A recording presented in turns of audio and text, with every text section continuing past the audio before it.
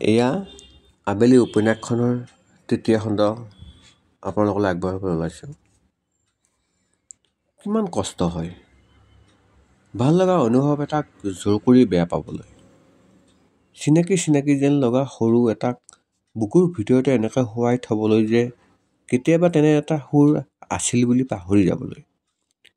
কুমলীয়া মনত শিপোৱা তেনেই আতল তল তেনে আপোন যেন লগা সপোন এটাই গজালি মেলিছিল আবেলিয়ে নজনাকৈ। সেয়া কি আছিল তাক বুজাই ক্ষমতা তাইৰ আজলি আকৰি মনটোৰ নাই। মুঠতে তাইৰ ভাল লাগিছিল সেই ল'ৰাটোক, যি বৰমাকৰ দৰেই তাইক লৈ চিন্তিত আছিল, ব্যস্ত আছিল। বৰমা, বেলি ইয়াতে থাকিব পাৰে দেখোন। বেলিয়ে ইমান ঠাণ্ডাত মোজা কিয় নিপিন্ধে? যতীন দা, বেলিহঁতৰ ঘৰত অলপ গাখীৰ দি থৈ আহক। তাইৰ পৰীক্ষা চলি আছে, খাব লাগে তাই। তাইৰ হাতৰ পৰা জাৰুডাল কাঢ়ি নি তাইক অংক কৰিবলৈ দিয়া আগানক বেয়া পাবলৈ তাইৰ কষ্ট হৈছিল। বৰমা, বেলিয়ে কাৰেণ্ট গ'লে কেনেকৈ পঢ়ে? টেবুল লাইট এটা আনি দিওঁ নেকি? বৰমা, বেলিক চাইকেল এখন আনি দিওঁ নেকি? তাই কামত আহিব। আগফালে বাস্কেট থকা গুলপীয়া ৰঙৰ চাইকেল এখন আনিও দিছিল। পিছে তাই চলাবলৈহে নাপালে। সেইখন বিক্ৰী কৰি মাকে ঘৰত নতুন টিনপাত লগাইছিল। পানী পৰা ঘৰটোত থাকি চাইকেল চলাই তই জানো সুখ পালেহেঁতেন? আগানৰ অকণমান আদৰ মৰম শাসনত বেলিজনী বেছি ফুল হৈ ফুলি উঠিছিল তেতিয়া। উৎসাহতে উঠলি তাৰ পিছে পিছে ঘূৰি ফুৰোঁতে গালিও খাইছে বহুতবাৰ। পঢ়া শুনা নাই, যা ইয়াৰ পৰা। দুখ লাগিছিল আগানে তেনেকৈ ক'লে। আগান যে তাইৰ অকণমানি পৃথিৱীখনৰ বৰ বিশেষ এজন হৈ পৰিছিল তেতিয়ালৈ। যদিও তাইৰ ৰূপ কথা শুনা নাই, ৰাজকুমাৰৰ কথা ভবা নাই, তথাপি সপোনত কেতিয়াবা আগানকৈ দেখিছিল। বাবাৰ বিয়াখন এইবাৰ পাতি দিব লাগিব বুজিছ বেলি। 27 বছৰ হ'ল আৰু। এনেকৈ অনাই বনাই ঘূৰি থাকোঁতে বুঢ়াই হ'ব নহ'লে। নৱ এজনী পাবি তয়ো। তাৰ নিজৰ ভাই ভনী বুলিবলৈ নায়েই। তোক পিছে সি নিজৰ ভনীয়েকৰ নিচিনাকৈ মৰম কৰে। কিছুদিন আগতে ৰ'দত বহি বহি বৰমাকৰ চুলিত হেনা সানি থাকোঁতে শুনা কথাষাৰে আবেলিৰ কাণত বাজি থাকে অহৰহ। এৰা, আবেলিৰ মনত থকা দৰে সেই বিশেষ অনুভৱ আগানৰ মনত নাই, থাকিবই নোৱাৰে। বয়সৰ ফালৰ পৰাই নহয়, সকলো ফালৰ পৰাই নিমিলে তাই আগানৰ লগত। বৰমাকৰ ওচৰত কেইবাবাৰো তাই আগানৰ কলেজৰ বন্ধু বান্ধৱীৰ ফটোবোৰ দেখিছে। কিমান যে আধুনিক, কিমান যে ধুনীয়া ধুনীয়া চব। কাপোৰবোৰ ঠিক হিন্দী চিনেমাৰ নায়ক নায়িকাৰ দৰে, ৰঙীন চকচকীয়া। আৰু তাইবোৰ?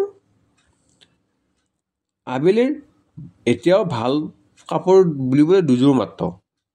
মাকে কাম কৰা মানুহ ঘৰৰ ছোৱালীজনী পুৰণা কাপোৰ লৈ গুচি আহে। তাইতকৈ বহুগুণে শকত ছোৱালীৰ কাপোৰবোৰ তাইলৈ ডাঙৰ হয়। কেতিয়াবা বৰমাকে কাটি কুটি জোখৰ কৰি দিয়ে। তুলনা কৰিব পাৰিব জানো? এতিয়া নিজৰ ওপৰতে হাঁহি উঠে তাইৰ। কি যে অলি কল্পনা আছিল। অল্পমতি মগজু ইমান ডাঙৰ হাবিয়াস এটা কেনেকৈ ভৰাই ৰাখিছিল তাই। আগানৰতো সকলো দুখীয়া মানুহৰ প্ৰতি একেই মৰম, সমানেই চিন্তা।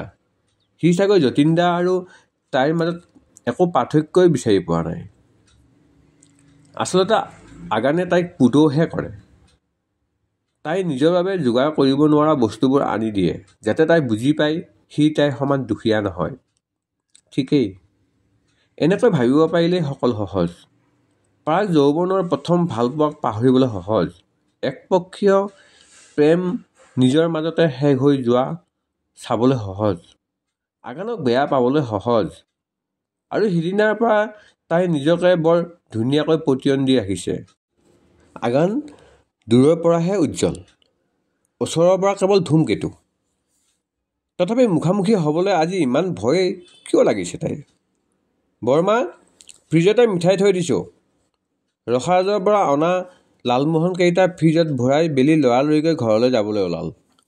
ডাইনিং টেবুলত বহি পকা মিঠৈ বনাই থকা বৰমাকৰ ফালে চাবলৈও তাইৰ সময় নাই। আনদিনা হোৱা হ'লে হাত ধুই আহি তাই লাড়ু বান্ধিবলৈ লাগি গ'লহেঁতেন, এটা খায়ো চালেহেঁতেন। হৰি হৰি, তই অকলে ঘৰ পালিহি যে, বাবা ক'ত? হেৰি, মানে তাত নাছিলেই, মই বহুত দেৰিলৈকে ৰৈ আছিলোঁ, নেদেখি গুচি আহিলোঁ। সি দেখোন গেটৰ সন্মুখতে আছিলে। ফোন এটা কৰি কৈ দিওঁ তই ঘৰ পালিহি বুলি। বেচেৰাই ভোকে পিয়াহে ৰৈ আছে। মোৰ হাতৰ টেঙা আঞ্জা আৰু ভাত খাম বুলি দিনটো ভোকতেই তেনেকৈয়ে আছে দেহি। বৰমাকৰ কথা শুনি বেলিৰ মনটো অকণ বেয়াও লাগিল, নিজৰ ওপৰত অলপ খঙো উঠিল। এদিনৰ কাৰণে তাৰ লগত বাইকত অহা হ'লে কিনো মহাভাৰতখন অশুদ্ধ হ'লহেঁতেন। বেগটো মাজত দি বহিলেহেঁতেন যেনিবা।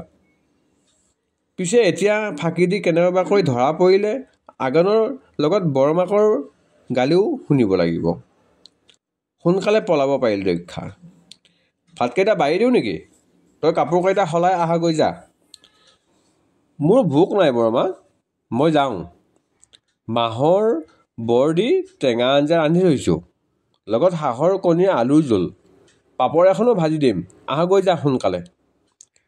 আঁঠুৰ বিষত ভুগি থকা বৰমাকজনী টেবুলত ধৰি যেনে তেনে উঠি আহিছে তাইৰ কাৰণে ভাত বাঢ়িবলৈ। ভোকত কলমলাই থকা পেটটোৰ লগতে এইবাৰ জিভাখনো তাই লগ নিদিয়া হ'ল।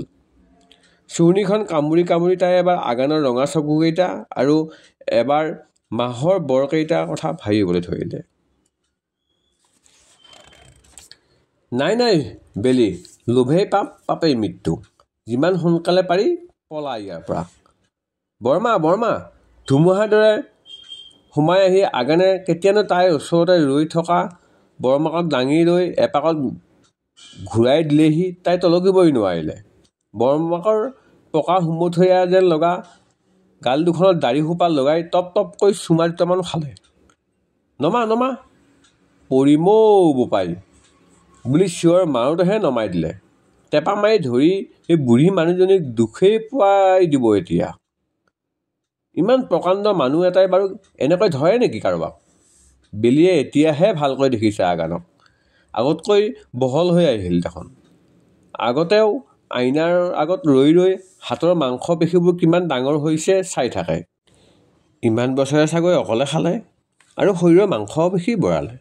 চুলিখিনিও দীঘল হ'ল, পিছফালে খোপাৰ নিচিনাকৈ বান্ধি থৈছে। দাড়িয়ে চুলিয়ে কাপোৰে কানিয়ে এনেকুৱা লাগিছে যেন বহুদিন ধৰি গায়েই ধোৱা নাই।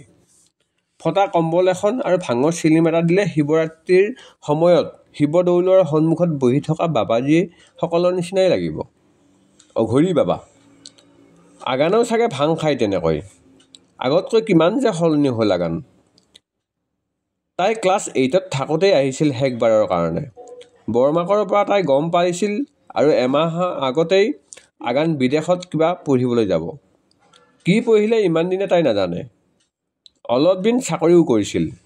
এতিয়া চব এৰি পাহাৰে ভৈয়ামে অনাই বনাই ঘূৰি ফুৰে। আবেলিৰ মতে আগানে বাপেকৰ পইচাবোৰ এনেই পানীত পেলালে।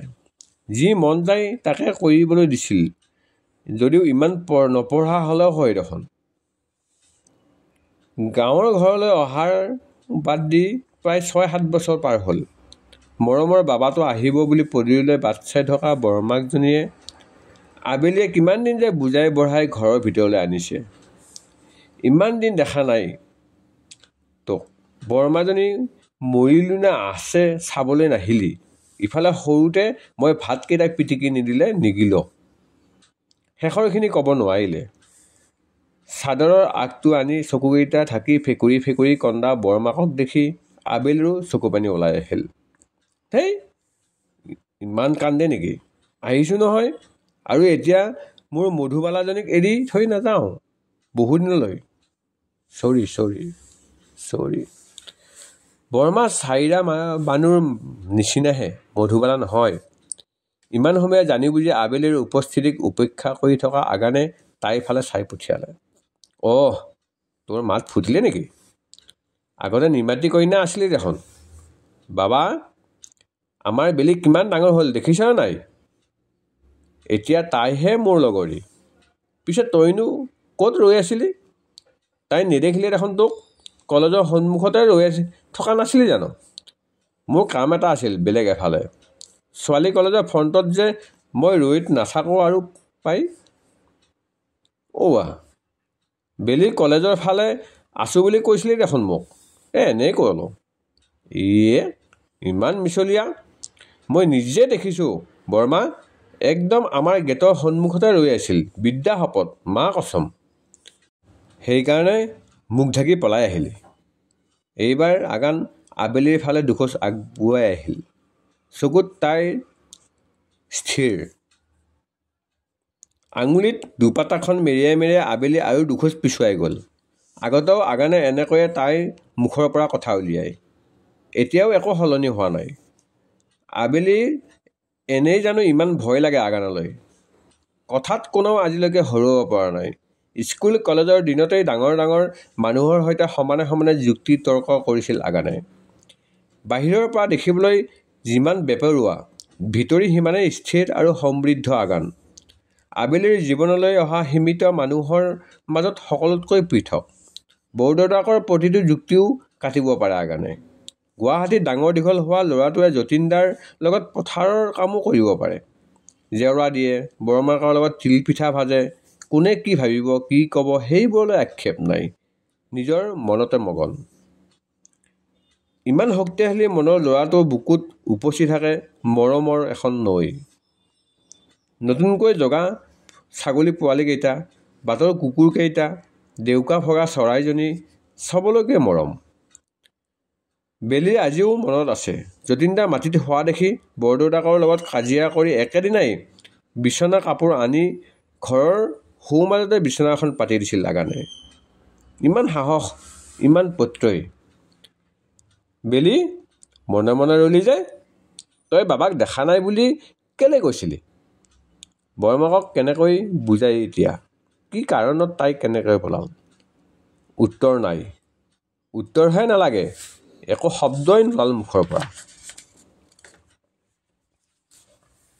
মাহৰ বৰকেইটাৰ লোভ সামৰি বেগটো লৈ সেইখিনিৰ পৰা দৌৰি পলাল আবেলি। আনদিনা এটা ভৰি আগতে পাৰ কৰি ২-৩বাৰ চিপ মাৰি মাৰি পাৰ হোৱা জপনাখন একেজাপে পাৰ হ'ল আজি। পিছফালৰ পৰা চিঞৰি থকা বৰমাকৰ ফালেও ঘূৰি নাচালে তাই। পিছে আজি তাইৰ ভয়তকৈ বেছি লাজহে লাগিছে দেখোন। ঘৰৰ পিছফালে থকা টিউবৱেলটো মাৰি চেঁচা পানীখিনি গালে মুখে ছটিয়াই দিলে তাই। অলপ খালেও। ভোকত পেটৰ শব্দ এটা ওলাইছে। বেলি, থিয়েটাৰ চাবলৈ যাবি নেকি? থিয়েটাৰ নহয়, থিয়েটাৰ। নেযাওঁ। বাবুলিয়ে টিকেট দি থৈছে ঘৰতে। কিহৰ ইমান ভেমডাল দেখুৱাই থাক নাজানো। মৰমতে কোনোবাই কিবা এটা দিলেও। মই তাৰ জীয়েক নে ভনীয়েক? ইমান মৰম লাগে যে মোলৈ। বৰমাৰ বাহিৰে বেলেগে কোনেও দেখোন মোক দেখিবই নোৱাৰে। বন্দা, অহংকাৰী বুলিয়েই কয়। সেইডালৰ কেলেই ইমান মৰম লাগে সুধিবিচোন। চা মা, তই পইচা ধাৰলৈ আনি ঘূৰাই দিব নোৱাৰি তোক কিমান চাহ ভাত খুৱাই তেল মাৰি মাৰি থাকিবি। মোক যদি বেছি লেনিয়াই থাকে মই কিন্তু কোনোবা দিনা তাৰ ঘৰত গৈ লগাই থৈ আহিম। এনে মদগৰবী ছোৱালীও। ভেমডাল বাপেৰে তেজত দি থৈ গৈছে। বাপেকৰ কথা তেনেকৈয়ে বেলিৰ বৰ দুখ লাগে। মাকৰ ওচৰৰ পৰা গুচিয়ে যাবলৈ মন যায়, কিন্তু তাই যাব ক'লৈ? মাকহঁত থিয়েটাৰ চাবলৈ গৈছে। ঘৰত অকলে বেলি। বৰমাকৰ ওচৰলৈ যোৱা ৰাস্তাও বন্ধ। বতৰটোও বেয়া কৰি আনিছে। আগফালৰ পিছফালৰ দৰজা খিৰিকী চব বন্ধ কৰি আবেলি পঢ়িবলৈ বহিল। মন বহাব পৰা নাই। বাৰে বাৰে আগানৰ চেহেৰাটো ভাহি আহিছিল। বেলি, বেলি ভুল। বাহিৰত যতীনদাৰ মাত।